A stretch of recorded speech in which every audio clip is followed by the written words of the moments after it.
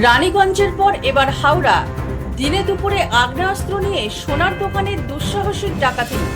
মঙ্গলবার ঘটনাটি ঘটেছে ডোম জুড়ে। জানা গিয়েছে, একটি সোনার দোকানে প্রথমে কয়েকজন খদ্দের সেজে আসেন। তারা বিভিন্ন জিনিসপত্র দেখতে দেখতে আরও বেশ কয়েকজন দোকানে এসে ঢুকে পড়ে। তারপর আগ্নেয়াস্ত্র দেখিয়ে সাফাই দিতে পারে। প্রতিবাদ করতে বন্দুকের বাট দিয়ে আঘাত করে মাথা ফাটানো হয় দোকান মালিকের। প্রায় আধ ঘন্টা ধরে দোকানের লুটপাট চালানোর পর ডাকাত দল চম্পট দেয় হাওড়া আমতা রোড দিয়ে। 4 জন দুষ্কৃতী সশস্ত্র অবস্থায় এসেছিল। ইতিমধ্যেই বিভিন্ন জায়গায় নাকা তল্লাশি শুরু করেছে হাওড়া সিটি পুলিশ। ঘটনাস্থলে পৌঁছয় ডোমজুর থানার পুলিশ। আসেন সিটি পুলিশের উচ্চপদস্থ আধিকারিক গোয়েন্দারা। লুটপাট হওয়া সোনা এবং রূপোর গয়নার বাজার মূল্য প্রায় কোটি টাকার কাছাকাছি বলে প্রাথমিকভাবে জানা গিয়েছে। সিসিটিভিতে ধরা পড়েছে ডাকাতির ছবি। সেই ছবি দেখিয়ে দুষ্কৃতীদের চিহ্নিত করার চেষ্টা শুরু হয়েছে।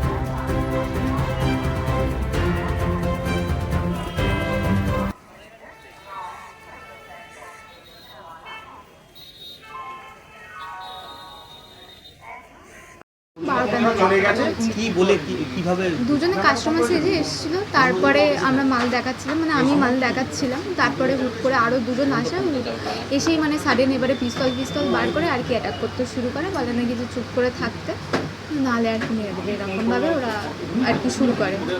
দুজন যে ক্রেতা এসেছিল তারা কি পুরুষ ছিলেন? হ্যাঁ হ্যাঁ হ্যাঁ। আপনারা যখন কত টাকা দামি জিনিস প্রথমে বার করেন? এমনি নর্মাল হবে আপনার 10 এরকম হাজারের ভিতরে মাল হবে, ছোট জিনিস আর কি, ছোট পেন্ডেন্ট হয়, ছোট পেন্ডেন্ট দেখাতে আর কি নাম করে আর কি এসেছে। কাস্টমার সাথে যখন এসেছিল তারা মুখে কিছু বেঁধেছিল না? না না না, স্বাভাবিক। হ্যাঁ। এই যে বন্দুক যখন বার করলেন তখন আপনার দোকানে কতজন ছিলেন? আমরা 3 জন আপনি যেমন ছিলেন আর দোকানে 2 মালিক ছিল। 2 মালিক ছিল। তারা কি আঘাত? হ্যাঁ হ্যাঁ, তারা এখন অ্যাডমিট আছে, মাথায় মেরেছে। হ্যাঁ, মানে বুঝতে নিয়ে গেছে, প্রথমে দেখছিলাম।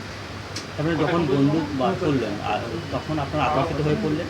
এবং হ্যাঁ। আপনার চোখের সামনে দাঁড়িয়ে আপনারা ওরা জিনিসপত্র বার করতে সেটা তাই তো মানে দোকানে যাবতীয় মাল সবই খুলে হ্যাঁ ওই মানে ডিসপ্লেতে যেগুলো ছিল সমস্ত নিয়ে গেছে। সমস্ত নিয়ে গেছেন। যারা মানে আক্রান্ত হয়েছেন তাদের নাম এবং শঙ্কর দাস, রাকেশ দাস। দুজনই মালিক ছিলেন। হুম। ওনাদের বাড়ি কোথায় ছিল? পার্বতীপুর। পার্বতীপুরেই বাড়ি। মানে মারধর করা হয়েছিল নাকি? হ্যাঁ মানে আমরা চাইছিলাম যাতে একটু কথা জোরে বলতে, যাতে বাইরে থেকে লোকজন আসে, তো সেই জন্য দাদা একটু কথা বেশি বলছিল, তাই জন্য দাদাকে বেশিভাবে মারা হয়েছে। গুলি কি চালিয়েছে? না গুলি চালাইনি। গুলি চালায় আমি পিস্তল বার করেছি, চালাইনি। আপনারা কি কোনো জোরাজুরি করছিলেন যে অনন্য বিলয় বা হ্যাঁ সেটা তো এমনি দেখুন করতে তো হবে, এটা করা হয়েছিল। না এখন মনে পড়ছে না। আঘাত কোথায় কোথায় করেছেন? মাথায়। মাথাতেই করেছেন। এই দুজনের মধ্যে কি বেশি ইঞ্জুরি হয়েছে? দাদা হয়েছে, দাদা বলতে মানে রাকেশ দাস। উনি বেশি হয়েছেন। না নর্মালি এসেছিল। না না না চেনা লাগেনি আমি। আচ্ছা তারপরে কি ওনার দেখিনি আমি ওইটা। তারপরে বেরিয়ে যান? হ্যাঁ আচ্ছা পুলিশ তারপরে কখন আসে? তার কিছুক্ষণ পরেই চলে আসে। পুলিশ আসে। আপাতত পুলিশ কী পদক্ষেপ নিয়েছে বা উনি এখন তদন্ত করছে, দেখা যাক। এখন সেরকম কিছু আমরা বলতে পারবো না, এই সবে সবে ঘটনা হয়েছে, এখনও আমি 4 জন। কিন্তু দুজন কেতা থেকে ঢুকেছিল হ্যাঁ আর দুজন কি বাইরে ছিল? বাইরে, হ্যাঁ ওনারা আসতে তারপরে আর কি অ্যাটাক করা শুরু করে। কতটা নিরাপত্তা নিতে করছে? ভয় কতটা কাজ করছে? মানে ভয় কতটা কাজ করছে? হয়তো পারছে। আতঙ্ক কতটা? হ্যাঁ আতঙ্ক কতটা? আতঙ্ক আছে। এখন তো আমার কথা বলতেও ইচ্ছা করছে না। আপনার নাম? আমার নাম শ্রেয়া সামন্ত। শ্রেয়া সামন্ত। আপনি